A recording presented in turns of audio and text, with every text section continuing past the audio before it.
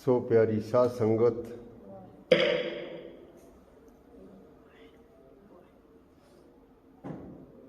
अज आपां ने जो कि लड़ीवार जपजी साहिब जी की कथा चल रही है। जपजी साहिब जी की अज आपां ने 33वीं पौड़ी की विचार करनी है। उच्चारण करो एक बारी, सतनाम श्री वाहिगुरू। आखण जोर चुपै न जोर, जोर न मंगण देण न जोर, जोर न जीवन मरण न जोर, जोर न राज मार मन सोर, जोर न सुरती ज्ञान विचार, जोर न जुगती छुटै संसार, जिस हथ जोर कर विखै सोए, नानक उत्तम नीच ना कोय।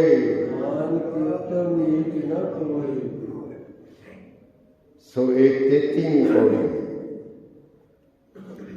जिस विच धन धन सतगुरु गुरु नानक देव महाराज साडे उत्ते बख्शिश करते हैं कि हे भाई, आखण जोर चुपै न जोर। कहते साडे विच कोई गल आखनी साडे जोर की गल नहीं है। साडे विच कोई समर्था नहीं असीं बोल सकीए। सानू जो बुलाउण वाला वो वाहिगुरू आप बुला रहा सानू आप बुला रहा है। साडे विच कोई ताकत नहीं है, साडे विच कोई जोर नहीं है, साडे विच कोई समर्था नहीं असीं बोल सकीए।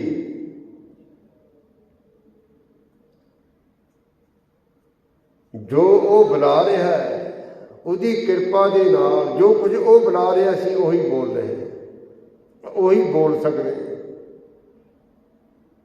कहा करना, दिता लेना, जो कुछ वो सानू कह रहा है कोई काम करन असीं उही काम कर रहे। ज्यों बुलावे त्यों बोलना स्वामी, कुदरत कवन हमारी। सतगुरु जी कहते हैं साडे विच कोई समर्था नहीं है। ये बोलण की ताकत उसे दी दिती हुई है, सानू भाव उही बुला रहे हैं। आखण जोर चुपै न जोर, चुप करके बैठण की भी साडे विच कोई समर्था नहीं है कि असीं चुप कर जाइए। चुप करना भी साडे विच कोई समर्था नहीं है चुप करने की।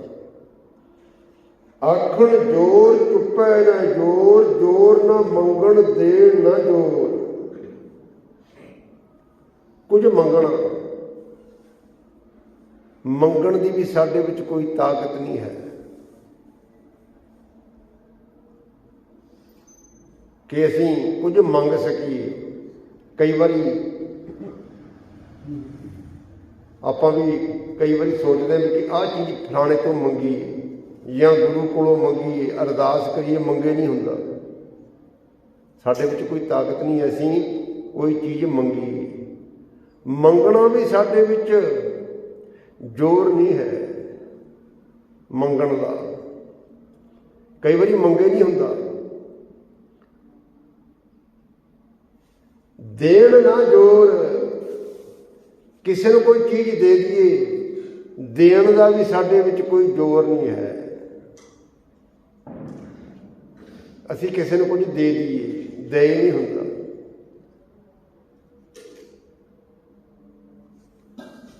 ਭਾਵ ਸਭ ਕੁਝ ਉਹਦੀ ਰਜ਼ਾ ਵਿੱਚ ਹੋ ਰਿਹਾ, ਉਹਦੇ ਹੁਕਮ ਵਿੱਚ ਹੋ ਰਿਹਾ।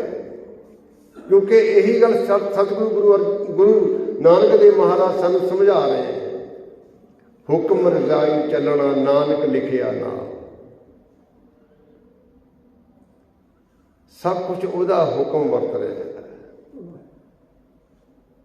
ਉਹਦੇ ਹੁਕਮ ਵਿੱਚ ਹੀ ਸਭ ਕੁਝ ਹੋ ਰਿਹਾ ਹੈ।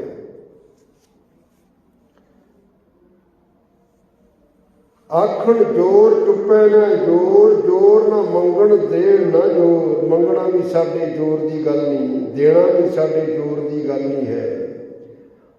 ਕੁਝ ਬੋਲਣਾ ਵੀ ਸਾਡੇ ਜ਼ੋਰ ਦੀ ਗੱਲ ਨਹੀਂ ਹੈ। ਅਸੀਂ ਆਪਣੇ ਜ਼ੋਰ ਨਾਲ ਚੁੱਪ ਵੀ ਨਹੀਂ ਕਰ ਸਕਦੇ। ਅੱਗੇ ਸਤਿਗੁਰੂ ਜੀ ਬਖਸ਼ਿਸ਼ ਕਰਦੇ ਹਨ, ਜੋਰ ਨਾ ਜੀਵਨ ਮਰਨ ਨਾ ਜੋਰ। ਕੋਈ ਆਪਣੇ ਜੋਰ ਦੇ ਨਾਲ ਜੀ ਵੀ ਨਹੀਂ ਸਕਦਾ, ਆਪਣੇ ਜੋਰ ਨਾਲ ਕੋਈ ਜੀ ਨਹੀਂ ਸਕਦਾ। ਹਰ ਬੰਦਾ ਚਾਹੁੰਦਾ ਮੈਂ ਜਿਉਂਦਾ ਰਹਾਂ, ਪਰ ਆਪਣੇ ਜੋਰ ਨਾਲ ਕੋਈ ਜੀ ਨਹੀਂ ਸਕਦਾ।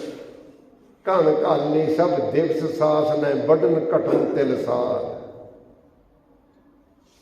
ਜੀਵਨ ਲੋਰੇ ਭਰਮ ਮੋਹ, ਨਾਨਕ ਤੇਊ ਗਵਾਰ। ਆਪਣੇ ਜ਼ੋਰ ਨਾਲ ਕੋਈ ਜੀ ਨਹੀਂ ਸਕਦਾ। ਹਰ ਮਨੁੱਖ ਨੂੰ ਉਸ ਅਕਾਲ ਪੁਰਖ ਵਾਹਿਗੁਰੂ ਨੇ ਗਿਣ ਕੇ ਸਵਾਸ ਦਿੱਤੇ ਹੋਏ ਆ। ਜਦੋਂ ਸਾਹ ਮੁੱਕ ਜਾਂਦੇ ਉਸੇ ਵਕਤ ਇਹ ਸਰੀਰ ਡਿੱਗ ਜਾਂਦਾ।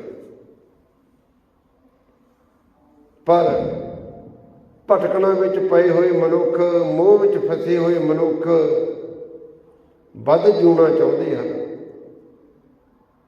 ਜੀ ਨਹੀਂ ਸਕਦੇ, ਕਿਉਂਕਿ ਸਾਡੇ ਵੱਸ ਦੀ ਗੱਲ ਨਹੀਂ ਹੈ। ਕੋਈ ਮਨੁੱਖ ਆਪਣੇ ਜੋਰ ਦੇ ਨਾਲ ਜੀ ਨਹੀਂ ਸਕਦਾ, ਕੋਈ ਮਨੁੱਖ ਆਪਣੇ ਜੋਰ ਦੇ ਨਾਲ ਮਰ ਵੀ ਨਹੀਂ ਸਕਦਾ। ਜੇ ਕੋਈ ਕਹੇ ਵੀ ਮੈਂ ਮਰ ਜਾਵਾਂ,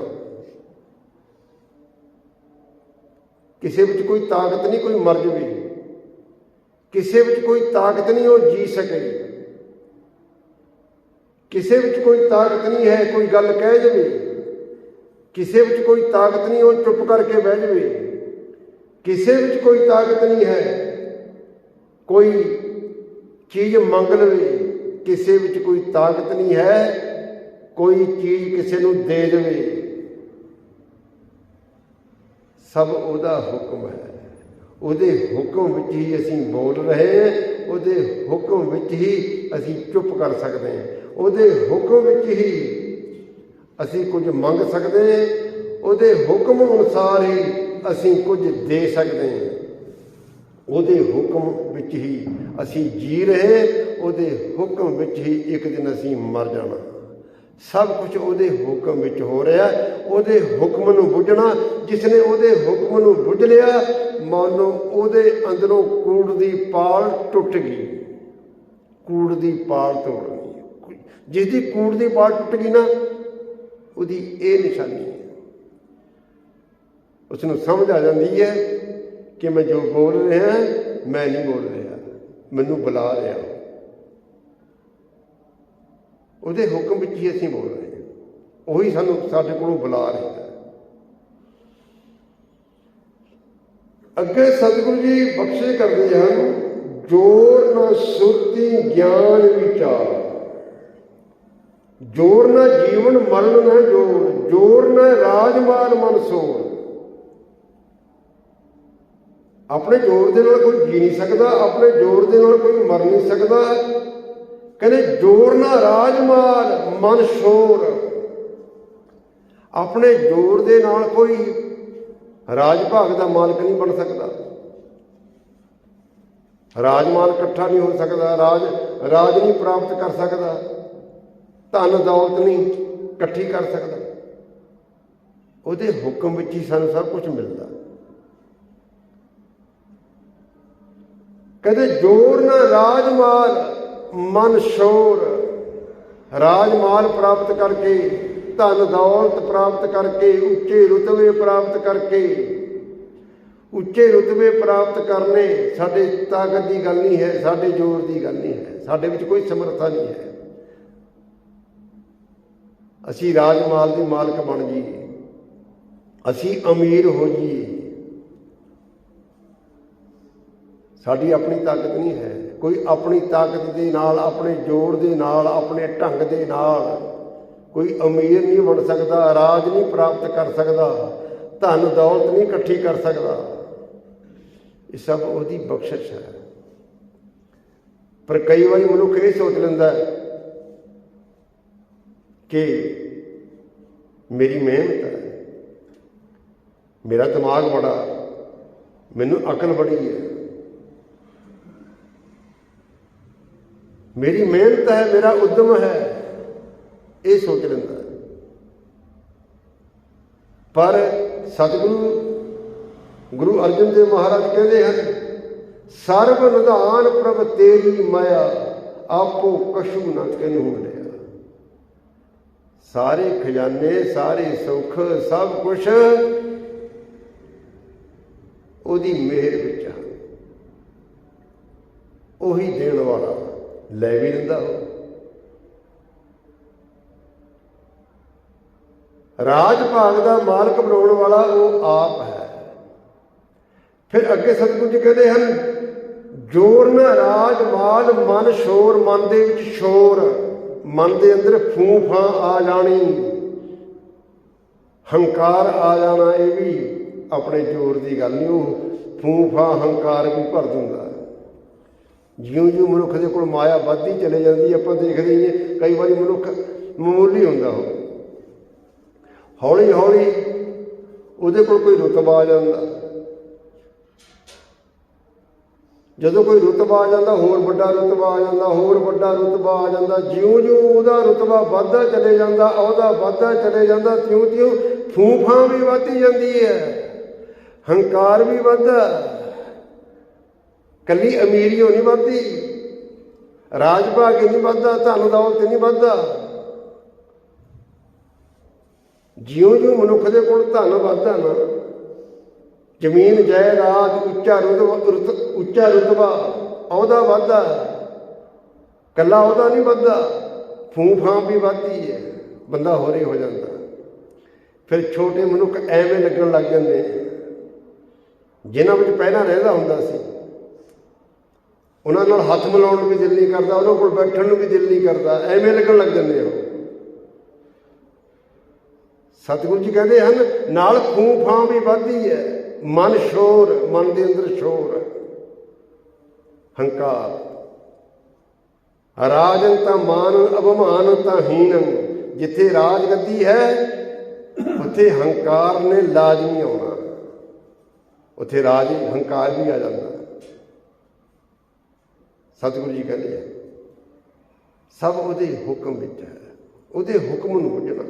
ਜਿਹੜਾ ਉਹਦੇ ਹੁਕਮ ਨੂੰ ਬੁੱਝ ਗਿਆ, ਉਹ ਰਾਜਗਤੀ ਪ੍ਰਾਪਤ ਕਰਕੇ ਵੀ ਕਹੇਗਾ, ਹੇ ਪ੍ਰਭੂ ਤੇਰੀ ਬਖਸ਼ਿਸ਼ ਹੈ। ਦੇਖੋ ਗੁਰੂ ਅਰਜਨ ਦੇਵ ਮਹਾਰਾਜ ਅਕਾਲ ਪੁਰਖ ਵਾਹਿਗੁਰੂ ਦੇ ਤਖ਼ਤ ਤੇ ਬੈਠ ਕੇ ਕੀ ਕਹਿ ਰਹੇ ਹਨ, ਤੇਰਾ ਕੀਤਾ ਜਾਤੋ ਨਾਹੀ, ਮੈਨੂੰ ਜੋਗ ਕੀਤੋ ਹੋਈ, ਮੈਂ ਨਿਰਗੁਣ ਆਰੇ ਕੋ ਗੁਣ ਨਾਹੀ, ਆਪੇ ਤਰਸ ਪਿਓ, ਤਰਸ ਪਿਆ ਮਿਹਰਾਮਤ ਹੋਈ, ਸਤਿਗੁਰ ਸੱਜਣ ਮਿਲਿਆ, ਨਾਨਕ ਨਾਮ ਮਿਲੇ ਤਾਂ ਜੀਵਾਂ, ਤਨ ਮਨ ਥੀਵੇ।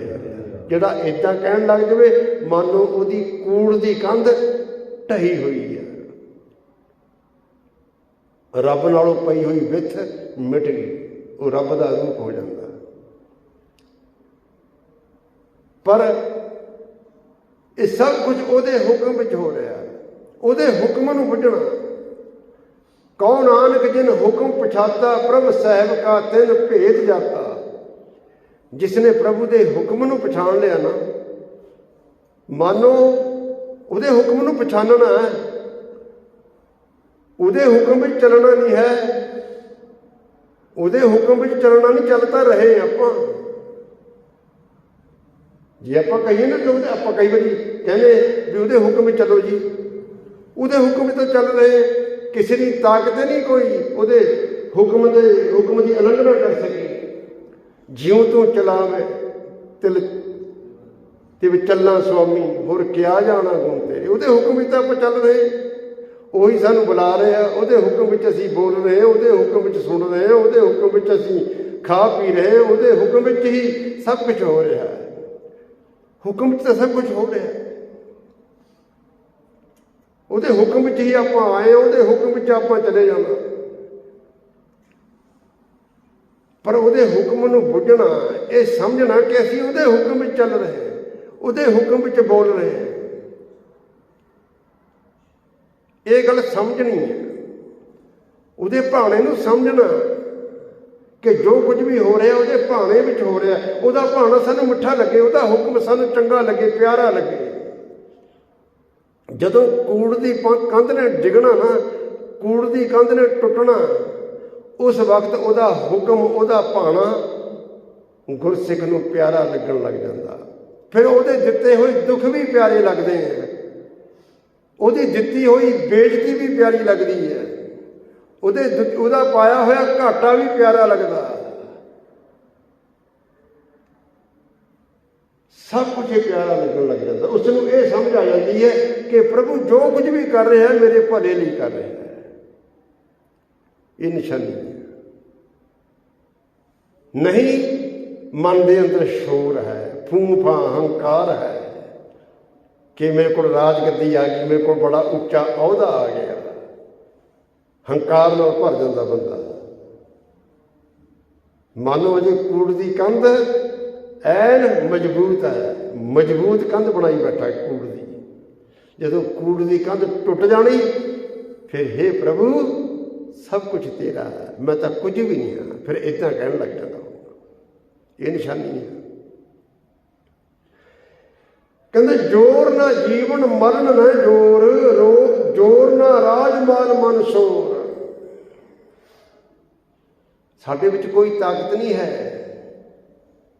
ਕਿ ਅਸੀਂ ਰਾਜ ਮਾਲ ਪ੍ਰਾਪਤ ਕਰ ਸਕੀਏ। ਰਾਜ ਮਾਲ ਵੀ ਪ੍ਰਾਪਤ ਕਰਨਾ ਸਾਡੀ ਸਮਰੱਥਾ ਨਹੀਂ ਹੈ। ਸਾਡੇ ਵਿੱਚ ਕੋਈ ਤਾਕਤ ਨਹੀਂ ਹੈ ਕਿ ਅਸੀਂ ਰਾਜ ਮਾਲ ਦੇ ਮਾਲਕ ਬਣ ਸਕੀਏ। ਸਾਡੇ ਵਿੱਚ ਕੋਈ ਸਮਰੱਥਾ ਨਹੀਂ ਹੈ, ਸਾਡੇ ਵਿੱਚ ਕੋਈ ਜ਼ੋਰ ਨਹੀਂ ਹੈ ਕਿ ਅਸੀਂ ਫੂਫਾਂ ਤੋਂ ਹੰਕਾਰ ਤੋਂ ਬਚ ਸਕੀਏ। ਸਭ ਕੁਝ ਉਸੇ ਦਾ। ਇਸ ਕਰਕੇ ਜਿਹੜਾ ਗੁਰਮੁਖ ਹੈ ਨਾ, ਜਿਹੜਾ ਗੁਰਸਿੱਖ ਆ, ਉਹ ਹਰ ਵਕਤ ਉਸ ਪ੍ਰਭੂ ਦੀ ਯਾਦ ਵਿੱਚ ਜੁੜਿਆ ਰਹਿੰਦਾ। ਉਹਦੀ ਯਾਦ ਵਿੱਚ ਜੁੜ ਕੇ ਇਹੀ ਕਹਿੰਦਾ, ਹੇ ਪ੍ਰਭੂ ਸਭ ਕੁਝ ਤੂੰ ਹੀ ਕਰ ਰਿਹਾ। ਕੀਤਾ ਕਰਨਾ ਸਰਬ ਰਜਾਈ, ਕਿਛ ਕੀਤੇ ਜੇ ਕਰ ਸਕੀਐ, ਆਪਣਾ ਕੀਤਾ ਕਿਛੂ ਨਾ ਹੋਵੇ। ਜਿਉ ਹਰ ਭਾਵੇ ਤਿਉ ਰੱਖੀਐ, ਮੇਰੇ ਹਰ ਜੀਓ ਸਭ ਕੋ ਤੇਰੇ ਵਸ। ਅਸਾਂ ਜੋਰ ਨਾਹੀ ਜੇ ਕਿਛ ਕਰ ਹਮ ਸਾਕੈ, ਜਿਉ ਭਾਵੇ ਤਿਵੇਂ ਬਖਸ਼। ਸਾਡੇ ਵਿੱਚ ਕੋਈ ਜ਼ੋਰ ਹੈ ਉਹ ਨਹੀਂ, ਸਭ ਉਹਦਾ ਜ਼ੋਰ ਹੈ, ਉਹਦੀ ਤਾਕਤ ਹੈ। ਉਹਦੀ ਤਾਕਤ ਨਾਲ ਹੀ ਅਸੀਂ ਸਭ ਕੁਝ ਪ੍ਰਾਪਤ ਕੀਤਾ ਹੈ। ਉਹਦੀ ਤਾਕਤ ਨਾਲ ਹੀ ਅਸੀਂ ਚੱਲ ਫਿਰ ਰਹੇ ਹਾਂ। ਜਦੋਂ ਉਹਨੇ ਆਪਣੀ ਤਾਕਤ ਖਿੱਚ ਲੈਣੀ, ਉਸ ਵਕਤ ਅਸੀਂ ਡਿੱਗ ਜਾਣਾ ਹੈ। ਇਸ ਕਰਕੇ ਉਹਦੀ ਤਾਕਤ ਨੂੰ ਸਮਝੋ, ਉਹਦੇ ਹੁਕਮ ਨੂੰ ਸਮਝੋ, ਉਹਦੇ ਭਾਣੇ ਨੂੰ ਸਮਝੋ। ਸਮਝਾਂਗੇ ਤਾਂ ਜਦੋਂ ਅਸੀਂ ਗੁਰੂ ਦੀ ਬਾਣੀ ਨੂੰ ਵਿਚਾਰਾਂਗੇ। ਜਦੋਂ ਗੁਰੂ ਦੀ ਬਾਣੀ ਨੂੰ ਅਸੀਂ ਵਿਚਾਰਾਂਗੇ ਨਾ, ਫਿਰ ਅਸੀਂ ਉਹਦੇ ਭਾਣੇ ਨੂੰ, ਉਹਦੇ ਹੁਕਮ ਨੂੰ ਸਮਝਾਂਗੇ ਹੀ ਨਹੀਂ, ਸਗੋਂ ਉਹਦਾ ਹੁਕਮ, ਉਹਦਾ ਭਾਣਾ ਸਾਨੂੰ ਮਿੱਠਾ ਲੱਗੇਗਾ, ਪਿਆਰਾ ਲੱਗੇਗਾ, ਚੰਗਾ ਲੱਗੇਗਾ। ਫਿਰ ਪਿਆਰਾ ਵੀ ਲੱਗੇਗਾ, ਉਹ ਸਾਨੂੰ ਫਿਰ ਪਿਆਰਾ ਲੱਗੇਗਾ ਜਿਹਦੇ ਹੁਕਮ ਵਿੱਚ ਅਸੀਂ ਚੱਲ ਰਹੇ ਹਾਂ। ਉਹਦੇ ਹੁਕਮ ਨੂੰ ਬੁੱਝਣਾ। ਅਗਲੀਆਂ ਪੰਕਤੀਆਂ ਦੇ ਵਿੱਚ ਸਤਿਗੁਰੂ ਜੀ ਬਖਸ਼ਿਸ਼ ਕਰਦੇ ਹਨ, ਕਹਿੰਦੇ ਜੋਰ ਨਾ ਸੁਰਤੀ ਗਿਆਨ ਵਿਚਾਰ। ਸਾਡੇ ਵਿੱਚ ਕੋਈ ਜ਼ੋਰ ਨਹੀਂ ਹੈ ਕਿ ਅਸੀਂ ਕੋਈ ਗਿਆਨ ਦੀ ਗੱਲ ਸੁਣ ਸਕੀਏ, ਵਿਚਾਰ ਸਕੀਏ, ਸਮਝ ਸਕੀਏ। ਸਾਡੇ ਵਿੱਚ ਕੋਈ ਜ਼ੋਰ ਨਹੀਂ ਹੈ ਕਿ ਅਸੀਂ ਕੋਈ ਗੱਲ ਸਮਝ ਸਕੀਏ, ਕੋਈ ਗਿਆਨ ਪ੍ਰਾਪਤ ਕਰ ਲੈਣਾ। ਆਪਣੇ ਜ਼ੋਰ ਦੀ ਗੱਲ ਨਹੀਂ ਹੈ, ਉਹਦੀ ਬਖਸ਼ਿਸ਼ ਹੈ। ਸਾਡੇ ਵਿੱਚ ਕੋਈ ਤਾਕਤ ਨਹੀਂ ਹੈ कि असी गुरु की गल नूं विचार सकीए। ये सब ਉਹਦੀ बख्शिश। जे मैं हुण कथा कीर्तन करके कथा करके विचार के कहा कि मैं विचार रहा, मैं कौन हाँ? वो तो खल मूर्ख ते पंडित कर वो पंडित ते मुखधारी। वो तो मिनटां च बड़े बड़े पंडितां नूं मूर्ख बना सकता, बड़े बड़े मूर्खां नूं विद्वान बना सकता। सब कुछ ਉਹਦੇ वस की गल है, ਉਹਨੂੰ समझना। कहते जोर न सुरती ज्ञान विचार, जोर न जुगती छुटे संसार। अपनी ताकत दे नाल कोई इस संसार तो मुक्त नहीं हो सकता, संसारक बंधना विचों छुट नहीं सकता, क्योंकि अपना जोर तो है वो नहीं, सब जोर ही ਉਹਦਾ, ताकत ही ਉਹਦੀ है। जोर न जुगती छुटे संसार। साडे विच कोई जोर नहीं कि असीं किसी जुगती दे नाल संसार दे मोह तो छुटकारा पा लीए, बंधना विचों छुट जाइए, क्योंकि बंदी छोड़ता वो आप ही है। बंधना तो मुक्त कर देने वाला वो प्रभु आप है।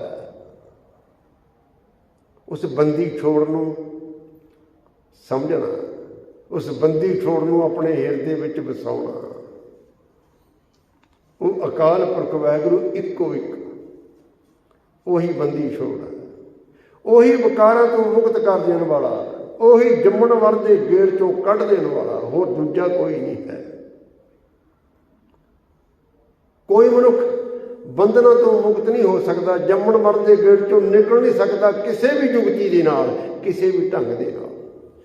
जोर ना जुगती छुटे संसार। हुण देखो इस पौड़ी की आखिरी पंक्ति कहते जिस हथ जोर कर वेखै सोए। जिहदे हथ विच जोर है, ताकत है, वो अपनी ताकत नूं वरत के देख रहा है। किसी नूं किसी पासे लाया होया, किसी नूं किसी पासे लाया, ये सब उसकी ताकत है। किसी नूं किहा जिहा बना दिता, किसी नूं किहो जिहा बना दिता, उसकी ताकत है। जिस हथ जोर कर वेखै सोए, अपने जोर नूं वो वरत के देख रहा है।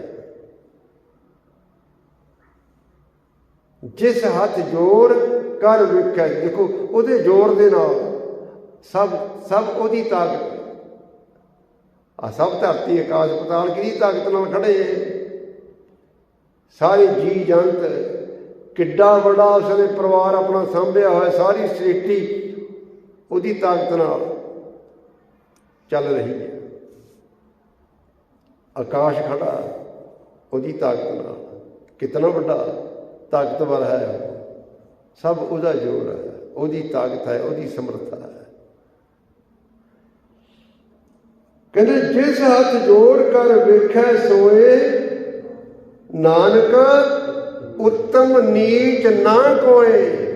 देखो इत्थे अपने जोर दे नाल कोई उत्तम भी नहीं बन सकता, उच्चे जीवन वाला। अपने जोर दे नाल कोई नीच भी नहीं बन सकता। किहड़ा कहंदा मैं नीच बना? कोई कहंदा, पर रब बना दिंदा, ਉਹਦੇ ਵਿੱਚ जोर आ। अपने जोर दे नाल कोई उच्चा भी नहीं बन सकता, श्रोमणी भी नहीं बन सकता उच्चा। अपने जोर दे नाल कोई नीच भी नहीं बन सकता, नीवे जीवन वाला। कोई चाहेगा कि मैं नीवे जीवन वाला बना, पर बना दिंदा हो। इस करके अपनी मन मर्जी नाल कोई उच्चा नीवा नहीं बनता, सब ਉਹਦਾ ਹੁਕਮ ਹੈ, ਉਹਦੇ ਹੁਕਮ ਨੂੰ ਪੁੱਜਣਾ। ਜਿਉਂ-ਜਿਉਂ ਮਨੁੱਖ ਉਹਦੇ ਹੁਕਮ ਨੂੰ ਪੁੱਜਦਾ ਨਾ, ਤਿਉਂ-ਤਿਉਂ ਮਾਨੋ ਨਾਮ ਜਪਦਾ। ਇਹ ਹੈ ਜਪਣਾ, ਬਾਣੀ ਦਾ ਨਾਮ ਜਪ ਹੈ। ਜੇ ਬੰਦਾ ਨਾਮ ਤਾਂ ਜਪੇ ਕਿ ਮੈਂ ਵਾਹਿਗੁਰੂ ਵਾਹਿਗੁਰੂ ਅੱਧਾ ਘੰਟਾ ਸਵੇਰੇ ਕਰਦਾ, 2 ਘੰਟੇ ਸਵੇਰੇ ਕਰਦਾ, 2 ਘੰਟੇ ਸ਼ਾਮ ਨੂੰ ਕਰਦਾ, ਹੁਕਮ ਨੂੰ ਪੁੱਜਦਾ ਨਹੀਂ ਹੈ। ਹੁਕਮ ਨੂੰ ਪੁੱਜਣਾ ਹੀ ਨਾਮ ਜਪਣਾ ਹੈ। जिसने हुक्म नूं बुझ लिया ना, ਉਹੀ नाम जप रहा है।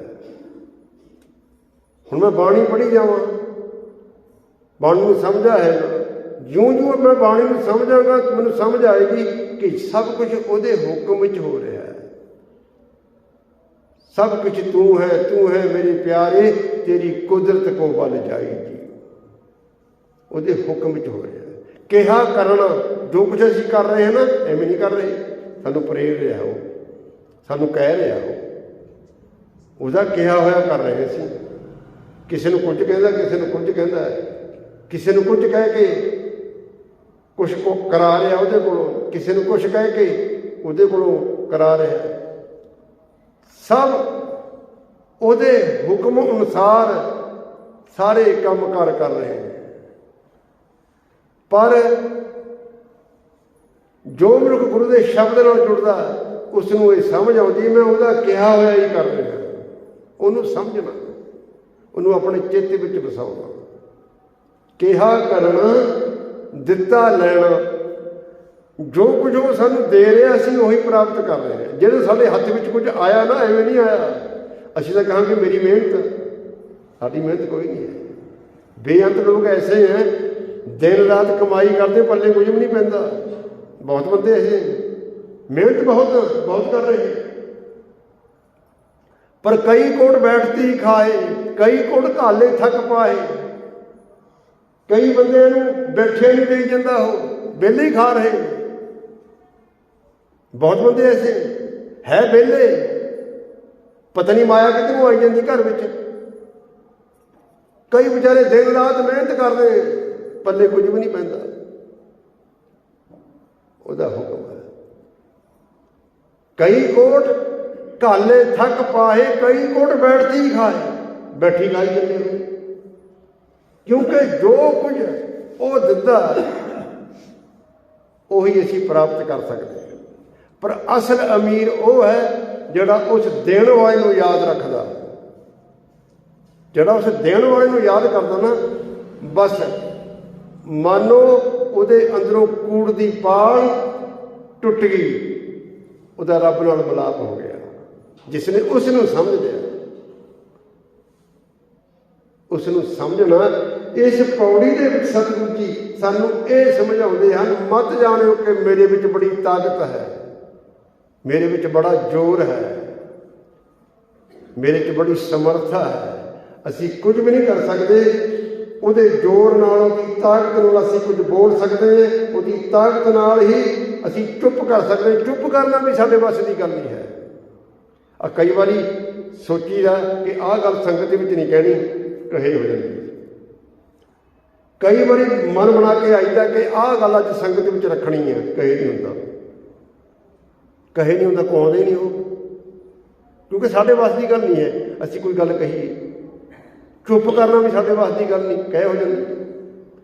ਇਸ ਕਰਕੇ ਸਭ ਕੁਝ ਉਹਦੇ ਵੱਸ ਦੀ ਗੱਲ ਹੈ, ਸਭ ਕੁਝ ਉਹ ਆਪ ਕਰਾ ਰਿਹਾ ਹੈ। ਇਸ ਕਰਕੇ ਉਹਦੇ ਹੁਕਮ ਨੂੰ ਬੁੱਝਣਾ, ਜਦੋਂ ਅਸੀਂ ਉਹਦੇ ਹੁਕਮ ਨੂੰ ਬੁੱਝ ਲਵਾਂਗੇ ਨਾ, ਬੁੱਝਾਂਗੇ ਤਾਂ ਜਦੋਂ ਅਸੀਂ ਗੁਰੂ ਦੀ ਬਾਣੀ ਨੂੰ ਵਿਚਾਰਾਂਗੇ। ਜਦੋਂ ਅਸੀਂ ਗੁਰੂ ਦੀ ਬਾਣੀ ਨੂੰ ਵਿਚਾਰਾਂਗੇ, ਉਹਦੇ ਹੁਕਮ ਨੂੰ ਬੁੱਝਾਂਗੇ ਵੀ, ਫਿਰ ਸਾਨੂੰ ਉਹਦਾ ਹੁਕਮ, ਉਹਦਾ ਭਾਣਾ, ਉਹਦੀ ਰਜ਼ਾ ਚੰਗੀ ਵੀ ਲੱਗੇਗੀ। ਫਿਰ ਉਹਦੇ ਦਿੱਤੇ ਹੋਏ ਦੁੱਖ ਵੀ ਪਿਆਰੇ ਲੱਗਣਗੇ। ਕਿਤਿਆਂ ਦੁੱਖ ਭੂਖ ਸਦਮਾਰ, ਇਹ ਵੀ ਦਾਤ ਤੇਰੀ ਦਾਤਾਰ, ਇਹ ਕਹਿਣ ਲੱਗ ਜਾਂਦਾ ਫਿਰ ਉਹ ਮਨੁੱਖ। ਸੋ ਇਹ ਵਿਚਾਰ ਭੁੱਲਾਂ ਚੁੱਕਾਂ ਦੀ ਖਿਮਾ। ਵਾਹਿਗੁਰੂ ਜੀ ਕਾ ਖਾਲਸਾ, ਵਾਹਿਗੁਰੂ ਜੀ ਕੀ ਫਤਿਹ। ਸਤਨਾਮ ਵਾਹਿਗੁਰੂ, ਸਤਨਾਮ ਵਾਹਿਗੁਰੂ।